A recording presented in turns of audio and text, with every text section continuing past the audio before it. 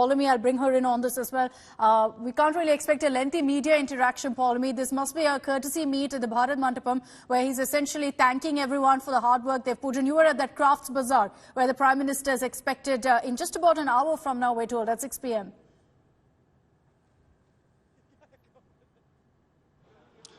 That's right, possibly 6 or 6:30, but already, you can see hectic arrangements that are underway over here. Kirpal, my camera person, will tell you and show you those images of the security checks that are happening, the personnel who are present over here. There have been sniffer dogs that have done the rounds as well, and Kirpal can just go around and he will show you the jamboree which is collected in one corner of, the entire hall. This is a massive hall, and you can just see the number of people over here. That's as many journalists who have been parked over here for the past couple of days covering G20 Summit 2023, and you can see that entire crowd over there that's parked in one area, hoping that the Prime Minister will probably stop, but unlikely that there'll be a press conference over here or even media soundbite. But yes, he is going to go to the Crafts Bazaar that we brought images of to our viewers exclusively on Friday morning itself as we enter this complex of Bharat Mandapam. And today the grand finale happens right next door at the International Media Centre, which the Prime Minister is expected to shortly visit and, of course, review arrangements in terms of, like Abhishek was saying, probably a hello and a thank you to all the media that has flown in from across the world to cover G20 Summit 2023. So much has transpired since that live. I remember you were live with me on Friday morning, Paulami. And since then, all of those people at the Crafts Bazaar, all of the people at the Media Centre and every part of Bharat Mandapam have ensured the success, the roaring success of the G20 Summit. And I reckon the Prime Minister is there essentially in about 1 hour from now to thank all of them for the hard work that they've put in. Our Foreign Affairs Editor Geeta Mohan is with us. I also have Maushmi Singh. I'm going to go across to them in just a bit because I want to play out for you what world leaders have had to say about their experience in the national capital, about their experience of the G20 Summit under India's presidency. We'll play out those reactions and then I'll take this across to Geeta. We talked about how important it was for this G20 to be the success that it was, having solid conversations and interactions that involved countries, the major countries from around the world, creating moments both for formal interactions and the productive informal conversations that were a huge part of this summit to advance important issues. We also talked about the range of issues that matter, whether it's climate change or the rule of law or issues facing Canadians and Indians. We recognize that India is an extraordinarily important economy in the world and an important partner to Canada on everything from fighting climate change to creating growth and prosperity for citizens. There's always a lot of work to do, and we will continue to do it. First of all, please allow me to thank Prime Minister Modi. Faithful to its principles, India did its utmost for its presidency of the G20 to serve unity and peace and send across a message of unity while Russia is still waging its war of aggression in Ukraine.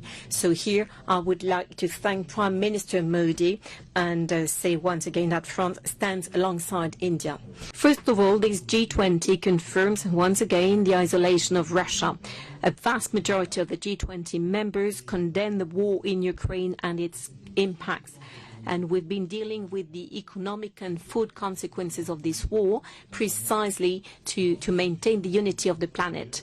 And the entire G20 also commits to a just and lasting peace in Ukraine, and I insist on these words. That's in accordance with the UN Charter,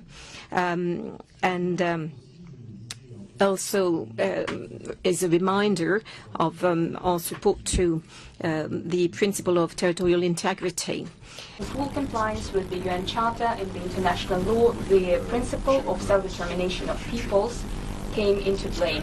This is something we have explained a lot, many times, and the correct understanding of what is going on is apparent amid the developing countries in the G20. I believe that some of our Western colleagues understand it too, but you know very well that they are placing their bets on Russia's strategic defeat.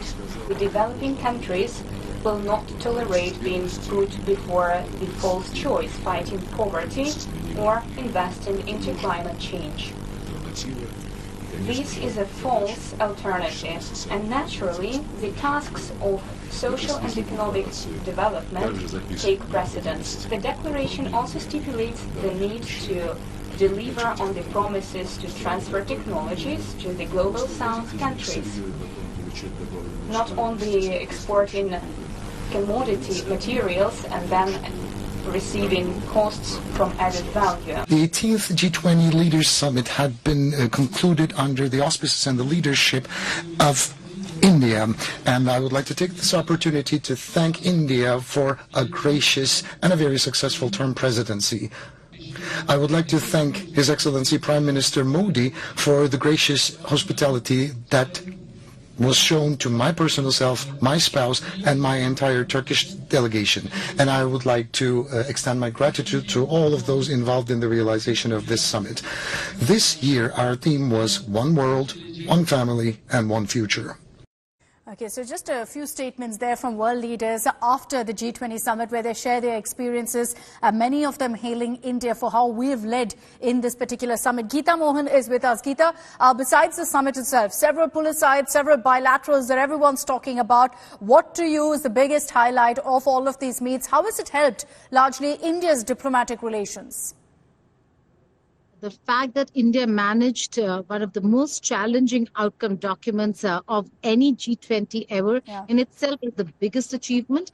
The fact that Indian initiatives were included despite all the opposition in the beginning, and China did not object. In fact, many of the articles now from the Chinese side talk about Vasudhaiva Kutumbakam and world is one family, only to hit out at the Americans saying that, well, there is no isolation. China in many ways has managed to bring in everybody, and in this case, outcome document has been a rather winner and a victory for India, but also for Russia and China. The Europeans and the West now trying to explain to their own media and to their own people why is it and how did they allow it to happen. The fact is that this really shows the depth diplomacy of India in having a win on the document, but also there are a few other important aspects to the G20 summit. One is African Union being included in the G20. That is a very important one. It is voice of the global South now, and the global South quite representative or represented in the G20. The other very important one on the sidelines, if I can add, Akshita, is the infrastructure project between India, the Middle East, and Europe. That's certain. That connectivity project is going to be big. World Bank president being there clearly shows that there's going to be no dearth of funds.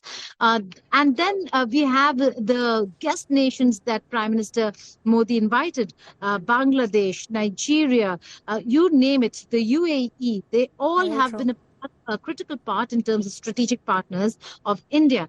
And even as we speak and the entire G20 summit comes to an end, there still are bilaterals happening with those who we have great ties with those where concerns were raised, such as the UK Prime Minister when India raised the issue of Khalistan, and with those who in a way were reported to have been sidelined, like the Canadian Prime Minister, but there was a bilateral and a shake hand that has just been put out. So clearly, the Prime Minister over here not discriminating, irrespective of what the media is reporting. He seems to be very clear on his agenda and how to take everyone along. So inclusivity clearly is the message here. I think that's an important message that you put out, Geeta, because there's been a lot of analysis of how much time the Prime Minister spent with each leader, what kind of body language was involved, what was the messaging behind all of that. Inclusivity overall is the message that we're trying to put forth. I sense that I think every country now, Maushami, knows the word Vasudhaiva Kutumbakam because of the G20 summit theme, because of all that we've done in the last few days. And what a beautiful celebration of Indian culture. You have to give it to the organizers for how they've brought in Indian culture, Indian tradition in every single part of the summit, whether it's the session themes or whether it's the setup at Bharat Mandapam. Those 3 points, I think when the intro happened on day one of the summit, where you had the Konark wheel, which you see on your screens. The second was just before the dinner, where you had Nalanda blown up behind the Prime Minister again, and today at Rajghat, where you had the Sabarmati Ashram in display. Amazing preparations, amazing organizing, really, of putting Indian culture in the forefront, Maushmi. Absolutely, Akshata. And I just walked out of the press conference of the Turkish president and also covered the French president's press conference, and both of them highlighted that fact and thanked India for its hospitality. And interestingly, the Turkish president went on to talk about Vasudhaiva Kutumbakam and how, the three sessions were on one earth, one family, one future. But interestingly, on the two key issues that Geeta was mentioning, both the French president and the Turkish president, they pressed upon that fact that, the French president went on to say that G20 and highlight and underline that G20 is perhaps not the right forum as far as, raking up issues of the Ukraine-Russia war is concerned. When he was asked about Ukraine not being too happy about what's happened as far as the war is concerned and mentioned in the declaration. So very...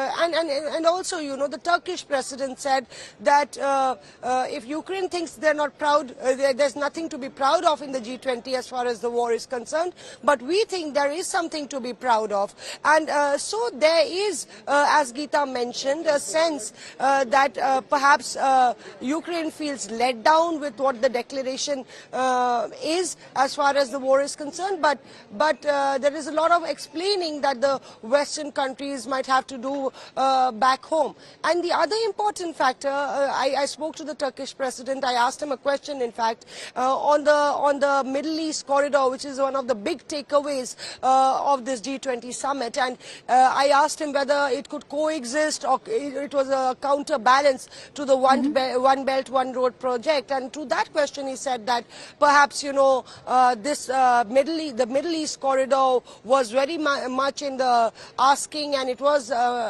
much needed, and Turkey and all the Gulf countries would try to expedite that project. So a big takeaway for India. That's a very big one, in all terms, whether it's diplomacy or showcasing its spiritual strength.